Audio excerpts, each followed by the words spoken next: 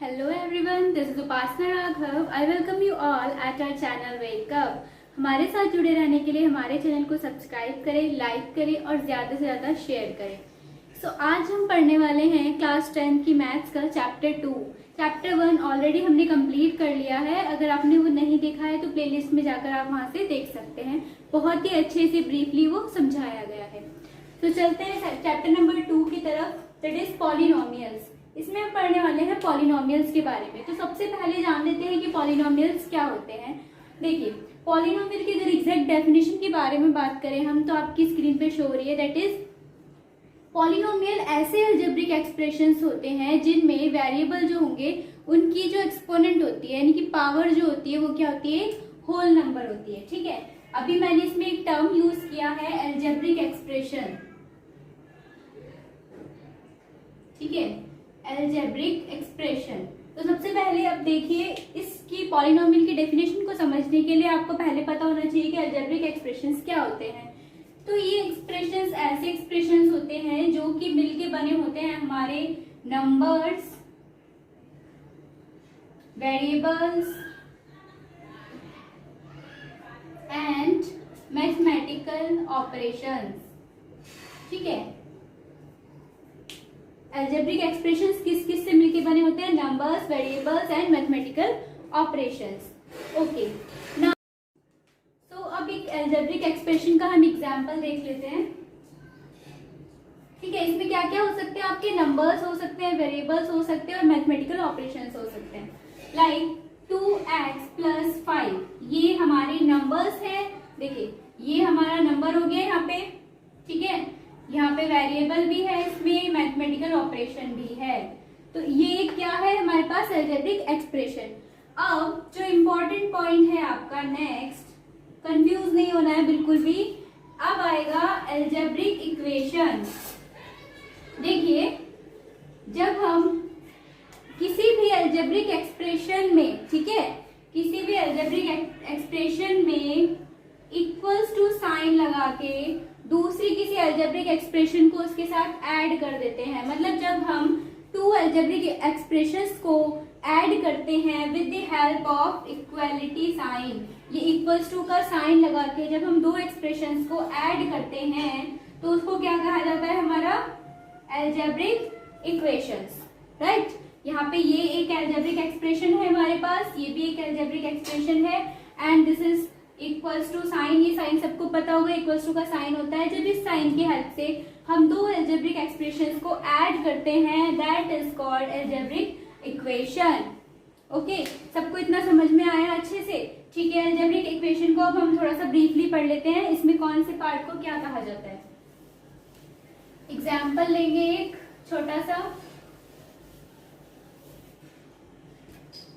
Okay, algebraic equation का एक example देख लेते हैं हम। 2x² + 3x + 5 = 0। ये रैंडमली मैंने कोई भी इक्वेशन चूज की है अपनी तरफ से। ठीक है, अब देखिए, जो ये हमारा x आपको यहाँ पे दिख रहा है x, ठीक है, ये ना आपका A to Z कोई भी आप इसमें से अल्फाबेट चूज कर सकते हैं। ठीक है, तो इन जो भी हम इक्वेशन में अल्फाबेट यूज करेंगे उसको क्या कहा जाएगा, वेरिएबल। ये हमारा क्या होता है, वेरिएबल। ठीक है, जो भी आप A to Z alphabet equation में यूज करेंगे उसको क्या कहेंगे, वेरिएबल। अब वेरिएबल के साथ जो न्यूमेरिकल वैल्यू होगी हमारी, नंबर्स लिखे होंगे, लाइक x² के साथ 2 लिखा है, यहाँ पे x के साथ 3 लिखा है। ठीक है, तो इन नंबर्स को हम क्या कहते हैं, कोफिशिएंट। ठीक है, इनको क्या कहा जाता है, कोफिशिएंट। सो यहाँ पे 2 is the coefficient of x² and 3 is the coefficient of x। ये आगे आपके टर्म्स बहुत काम आने वाली है, इसलिए ध्यान से समझेंगे। नेक्स्ट है आपका, जो ये लास्ट में हमारे पास वैल्यू रिमेनिंग बची 5, इसके साथ कोई x नहीं है, कोई वेरिएबल नहीं है। तो जो हम जिस नंबर के साथ, जिस टर्म के साथ कोई वेरिएबल नहीं होगा उसको हम कहेंगे कांस्टेंट। राइट, तो ये हो गया हमारा कांस्टेंट। अब एक और इम्पोर्टेंट है टर्म्स। अब आपको फाइंड आउट करनी है कि इस इक्वेशन में कितनी टर्म्स है। देखिए, उसके लिए बहुत इजी तरीका है कि जहां पे भी आपको प्लस या माइनस का साइन दिखेगा वहां से आप दूसरी टर्म स्टार्ट कर देंगे। लाइक यहाँ से हमने इक्वेशन स्टार्ट की 2x², देन प्लस का साइन आ गया तो यहाँ पे हमने फर्स्ट टर्म खत्म कर दी, तो एक टर्म आ गई हमारे पास 2x²। ठीक है, अब प्लस के बाद दूसरी टर्म स्टार्ट कर दी हमने 3x, अगेन हमें प्लस का साइन दिखा, यहाँ पे सेकेंड टर्म हमने खत्म कर दी। नेक्स्ट अगेन स्टार्ट किया 5। ठीक है, तो इसमें टोटल कितनी टर्म्स है हमारे पास? 3 टर्म्स, 2x², 3x, 5। ऐसे आप number of terms find out कर सकते हैं। ठीक है, इतना अच्छे से क्लियर हो गया I think. Okay, moving to next. Polynomial की डेफिनेशन मैंने आपको अच्छे से समझा दी है। पॉलिनोमियल क्या होंगे? ऐसे एक्सप्रेशंस जिनकी वेरिएबल की पावर, जैसे यहाँ पे x वेरिएबल है हमारा, इसकी जो पावर होगी वो होल नंबर में होनी चाहिए। इसके एग्जांपल्स देख लेते हैं हम पॉलिनोमियल्स के, बिकॉज आपका चैप्टर पॉलिनोमियल है तो इस टॉपिक को थोड़ा अच्छे से ब्रीफली समझेंगे। ठीक है, एग्जांपल देखते हैं पॉलिनोमियल के। एक एक्सप्रेशन ले ली है हमने, ये एक्सप्रेशन है हमारे पास। ठीक है, इसमें वेरिएबल की पावर एक होल नंबर है, तो ये एक पॉलिनोमियल को शो करेगा, ये हमारा एक पॉलिनोमियल है। ठीक है, बट अगर इसकी पावर मैं इस तरह कर देती हूँ 2√x + 5, क्या ये पॉलिनोमियल है? इसकी डेफिनेशन याद करने की कोशिश कीजिए। क्या बताई थी कि जो वेरिएबल होगा उसकी पावर क्या होनी चाहिए? होल नंबर्स होनी चाहिए। लेकिन यहाँ पर x की पावर है हमारी 1/2, that is not a whole number, ये एक होल नंबर नहीं है। Hence, this is not a polynomial, ये पॉलिनोमियल नहीं है। ओके, आपको समझ आ गया equation, algebraic expression and polynomials. Next, अब हम मूव करते हैं क्लासिफिकेशन ऑफ पॉलिनोमियल्स। पॉलिनोमियल्स का क्लासिफिकेशन करते हैं। चलिए, इसका क्लासिफिकेशन हम 2 टाइप से कर सकते हैं। ठीक है, आपके सिलेबस के अकॉर्डिंग ही हम पढ़ाएंगे आपको, जितना आपके सिलेबस में है। फर्स्ट टाइप जो है हमारा, that is based on number of terms. आपके पॉलिनोमियल में जितनी टर्म्स होंगी उसके अकॉर्डिंग आपका जो क्लासिफिकेशन होगा, फर्स्ट टाइप हम वो करने वाले हैं। तो इसमें जो हमारा पहला टाइप आता है दैट इज मोनोमियल। मोनोमियल जो हमारे पॉलिनोमियल्स होते हैं वो किस टाइप के होते हैं? देखिए, ऐसे एक्सप्रेशंस जिसमें ओनली 1 टर्म होगा, लाइक ये हमारा पॉलिनोमियल है कोई, इसमें ओनली 1 टर्म है, ये हमारी हो गई मोनोमियल। ठीक है, अब यहाँ पे आप 2x² भी रख सकते हैं, 5x भी रख सकते हैं, ये मैंडेटरी नहीं है कि आपको कांस्टेंट ही लेना है, बट टर्म ओनली 1 होनी चाहिए। ठीक है, तो ये हमारा कौन सी एक्सप्रेशन हो जाएगी? मोनोमियल। नेक्स्ट इसमें आता है हमारा बाइनोमियल। बाइनोमियल में क्या होगा? जब हमारे पास ऐसी इक्वेशन होगी जिसमें 2 टर्म्स हों, लाइक यहाँ पे एक 2 टर्म्स है हमारे पास, एक 2x एक 5। ठीक है, तो ऐसी इक्वेशंस को, ऐसी एक्सप्रेशंस को क्या बोलते हैं हम? बाइनोमियल। नेक्स्ट है इसमें आपका थर्ड, दैट इज ट्राइनोमियल। बहुत सिमिलैरिटी लग रही है ना, मोनो मतलब सिंगल जिसमें सिंगल टर्म हो, बाय मतलब 2 जिसमें 2 टर्म्स हो, ट्राई मतलब 3। ठीक है, जिसमें 3 टर्म्स हो। ऐसी इक्वेशन जिसमें कितनी टर्म्स हो? 3, दैट इज ट्राइनोमियल। सिमिलरली आप आगे से कर सकते हैं जिसमें 4 टर्म्स हो, 5 टर्म्स हो, नंबर ऑफ टर्म्स के बेसिस पे आप इसको क्लासिफाई कर सकते हैं। ठीक है, अब देख लेते हैं सेकंड टाइप से हम इसको क्लासिफिकेशन किस हिसाब से कर सकते हैं। That is based on degree. ठीक है, डिग्री के बेस पे हम पॉलिनोमियल्स को किस तरह से क्लासिफाई कर सकते हैं। अब देखिए, डिग्री के बेस पे तो आप तब क्लासिफाई करेंगे जब आपको पता होगा कि व्हाट इज डिग्री। डिग्री क्या होती है? देखिए, अगर आपके पास कोई एक्सप्रेशन है 2x² + 3x + 5, ये आपके पास एक्सप्रेशन है। ठीक है, अब इसमें जो हमारे पास वेरिएबल है ना, देखिए यहाँ पे हमारे पास क्या वेरिएबल है? x, यहाँ पर भी x। ठीक है, सेम इक्वेशन है। ठीक है, तो क्या करना है आपको? सेम वेरिएबल है दोनों जगह। अब इस वेरिएबल में जो सबसे हाईएस्ट पावर होगी, इस वेरिएबल की जो हाईएस्ट पावर होगी, दैट इज, देखिए यहाँ पे x की पावर कितनी है? 1, यहाँ पे x की पावर कितनी है? 2। तो जो हाईएस्ट पावर होती है हमारी वेरिएबल की, that is called the degree of the polynomial. इसको क्या कहा जाता है? Degree of polynomial.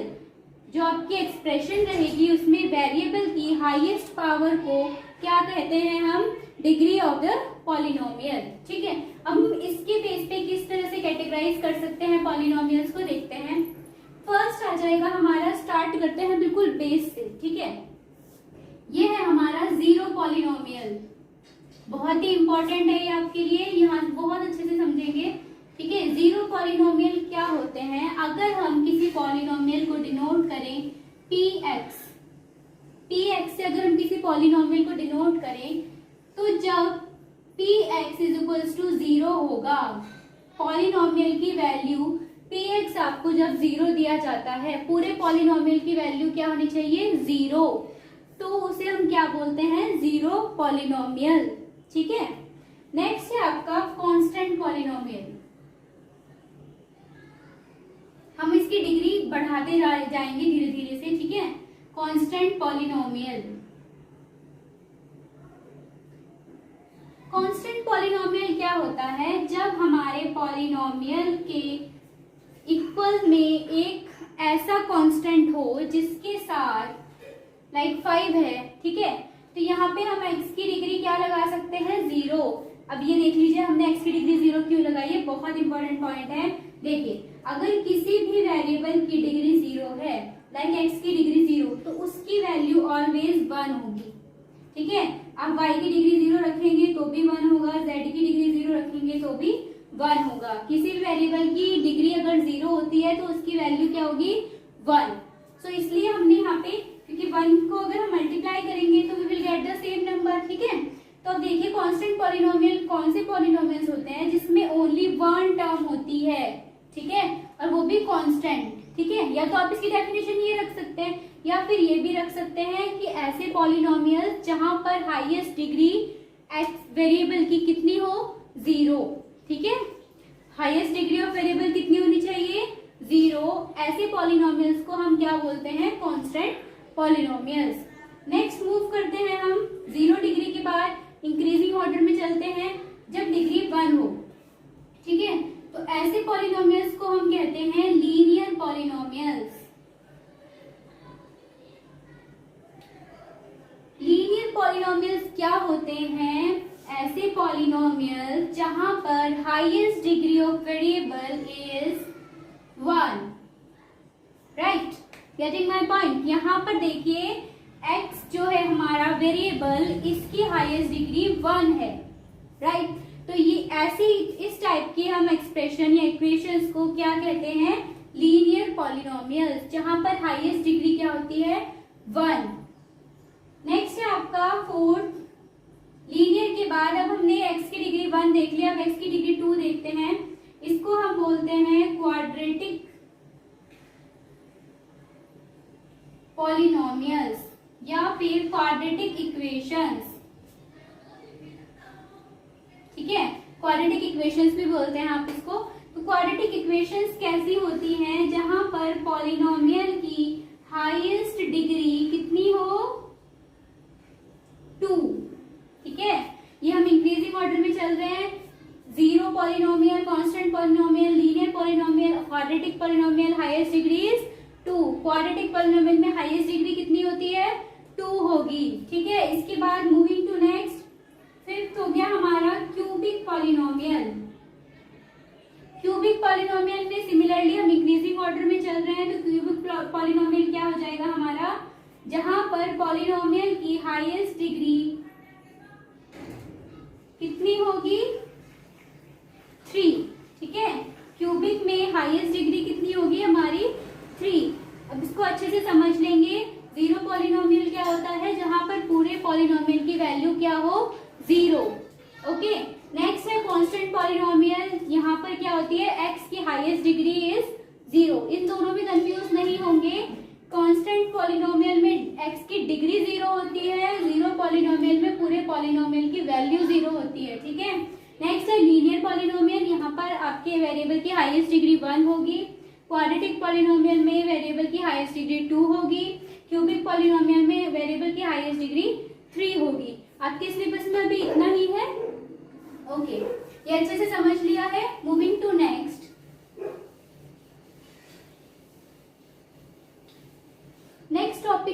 आपका जीरोस ऑफ अ पॉलिनोमियल। देखिए जीरोस क्या होते हैं, अभी आपने एक जीरो पॉलिनोमियल स्टडी किया था, बहुत ही मिलता जुलता कॉन्सेप्ट है इसका भी। जीरोस ऑफ द पॉलिनोमियल, देखिए अच्छे से समझा देती हूँ, पहले मैं आपको ओरली समझा देती हूँ। जीरोस ऑफ द पॉलिनोमियल क्या होते हैं, जब हम किसी पॉलिनोमियल में कोई वैल्यू पुट करते हैं, ठीक है, वेरिएबल की प्लेस पे जब हम कोई वैल्यू पुट करते हैं और उस पॉलिनोमियल की value is equals to zero आ जाती है, यानी कि अगर हम x की प्लेस पे जीरो पुट करें और उस पूरे पॉलिनोमियल की वैल्यू कितनी आ जाए, जीरो, तो उस नंबर को जो हमने यहाँ पे x की प्लेस पे यहाँ पे पुट किया था इस नंबर पे, ठीक है, x की प्लेस पे हमने जो भी नंबर पुट किया था जिसको रखने से हमारे पॉलिनोमियल की वैल्यू जीरो आई है, उस नंबर को हम क्या कहते हैं, जीरोस ऑफ द पॉलिनोमियल। एक एग्जाम्पल की हेल्प से समझ लेते हैं इसको। एग्जाम्पल है हमारा x square minus 2x plus 1, ये एग्जाम्पल लिया है हमने, ठीक है। सो अभी हमें ऐसा नंबर ढूंढना है कोई जो हम x की प्लेस पे रखें और इस पूरे पॉलिनोमियल की वैल्यू क्या आ जाए, जीरो के बराबर, ठीक है।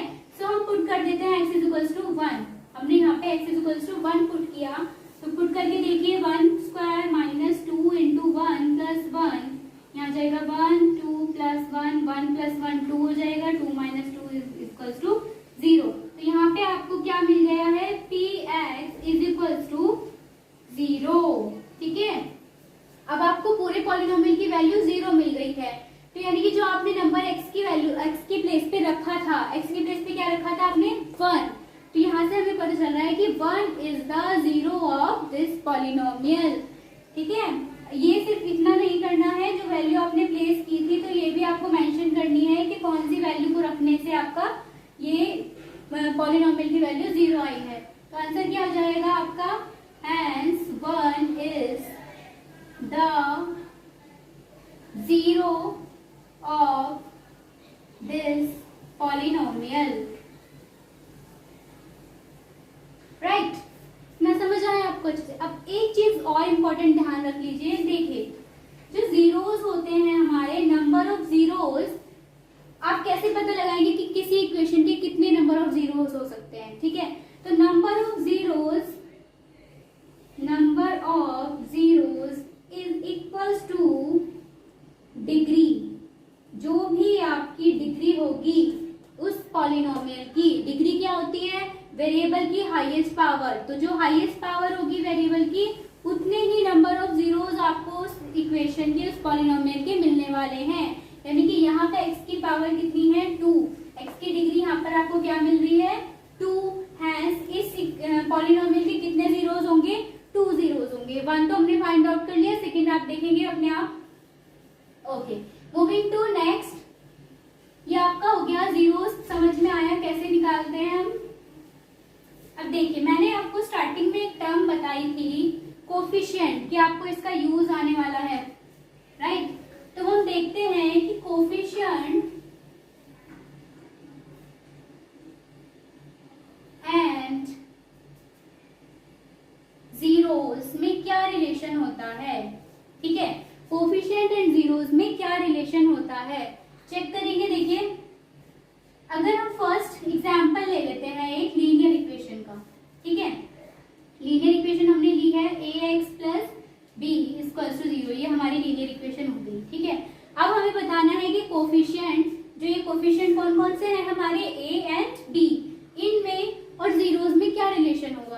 तो इसको इक्वल्स टू 0 रखा हमने, क्योंकि जीरोस कब फाइंड आउट होंगे, जब px इज इक्वल्स टू क्या हो जाएगा, 0 हो जाएगा, ठीक है। तो इसलिए इसको हमने इक्वल्स टू 0 रख दिया है, ठीक। यहाँ से x की वैल्यू फाइंड आउट करेंगे आप, प्लस का b इधर जाके कितना हो जाएगा, माइनस का b, and x is equals to आ गया आपका माइनस b अपॉन a। तो यहाँ से आपको रिलेशन मिल गया है फॉर अ लीनियर इक्वेशन, जो हमारा जीरोस होते हैं, जीरो जो होगा वो किसके इक्वल होगा, माइनस b अपॉन a। ये हमारे कोफिशिएंट है, तो यहाँ से हमें पता चल गया है कि लीनियर इक्वेशन में कोफिशिएंट एंड जीरोस के बीच का रिलेशन क्या होता है, x equal to minus b upon a। ठीक है। सिमिलरली जो आपकी क्वाड्रेटिक इक्वेशन होंगी उसमें भी एक रिलेशन शो होगा आपका, ठीक है।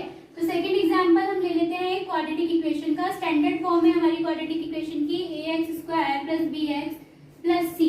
ये हमारी क्वाड्रेटिक एक्सप्रेशन हो गई, राइट। अब हम इसके जीरोस फाइंड आउट करेंगे, तो इसको इक्वल्स टू 0 रखोगे आप। क्वाड्रेटिक इक्वेशन की हाईएस्ट डिग्री कितनी है 2, तो इसमें 2 जीरोस निकलेंगे, राइट। तो हमने मान लिया लेट जीरोस आर, इसके हमने जीरोस मान लिए अल्फा एंड बीटा। ये हमने 2 जीरोस, क्योंकि 2 जीरोस निकालेंगे इसके ना, क्योंकि हाईएस्ट डिग्री कितनी है 2 है, तो जीरो नंबर ऑफ जीरोस कितना हो जाएगा 2 हो जाएगा। यहाँ पे हमने मान लिया कि alpha beta are the zeros of this polynomial. Hence इनके लिए जो रिलेशन है पहले, देखिए ये ना जो आपको मैं रिलेशन अभी बताने वाली हूँ ये पहले से मैथमेटिशियंस ने सॉल्व करके निकाला हुआ, इसका प्रूफ आपके सिलेबस में नहीं है। आपको ये याद रखना है कि sum of the zeros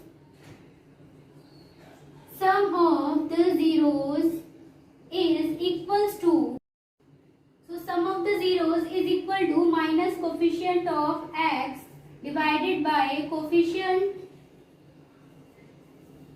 of x square। तो अब इसमें वैल्यूज पुट कीजिए। सम ऑफ द जीरोस का सम करते हैं, alpha plus beta is equals to minus coefficient of x क्या है हमारे पास b, so b coefficient of x square क्या है हमारे पास a। So sum of the zeros यानी कि alpha plus beta is equals to minus b upon a। ये इंपॉर्टेंट रिलेशन है बहुत आपके लिए, इसमें से क्वेश्चन हर बार आता है आपके एग्जाम में, इसको अच्छे से लर्न कर लेंगे, ठीक है। ये हमारा फर्स्ट रिलेशन है। अब एक और रिलेशन गिवन है हमें, इसमें सबने अच्छे से लर्न कर लिया ना ये, ओके। नेक्स्ट जो रिलेशन हमारा है that is for product of the zeros. ये रिलेशन अभी आपको वेरीफाई करने के लिए मिलेंगे एक्सरसाइज के क्वेश्चंस में, राइट। प्रोडक्ट ऑफ जीरोस क्या होता है हमारा, ये होगा constant upon coefficient of x square. ये रिलेशन ऑलरेडी वेरीफाई हो चुके हैं, ठीक है। आपको सिर्फ ये अभी क्या करने हैं, लर्न करने हैं। प्रोडक्ट ऑफ जीरोस निकालते हैं, चलिए प्रोडक्ट कर देते हैं इनको। प्रोडक्ट मीन्स मल्टीप्लाई, दोनों को मल्टीप्लाई कर दिया, क्या आ जाएगा, कांस्टेंट क्या है हमारे पास c and coefficient of x square is a। So product of zeros यानी कि alpha into beta is equals to c upon a। ये दोनों रिलेशन आप अच्छे से याद कर लेंगे, sum of the zeros and product of the zeros, because इससे रिलेटेड क्वेश्चन आपकी एक्सरसाइज में आने वाले हैं। यहाँ तक हो गया कंप्लीट, ठीक है। अभी आपके लिए इतना ही काफी है आज के लिए। नेक्स्ट जो होगा हमारा वो नेक्स्ट लेक्चर में आगे का कंटिन्यू करेंगे। सो हमारे साथ जुड़े रहने के लिए हमारे चैनल को सब्सक्राइब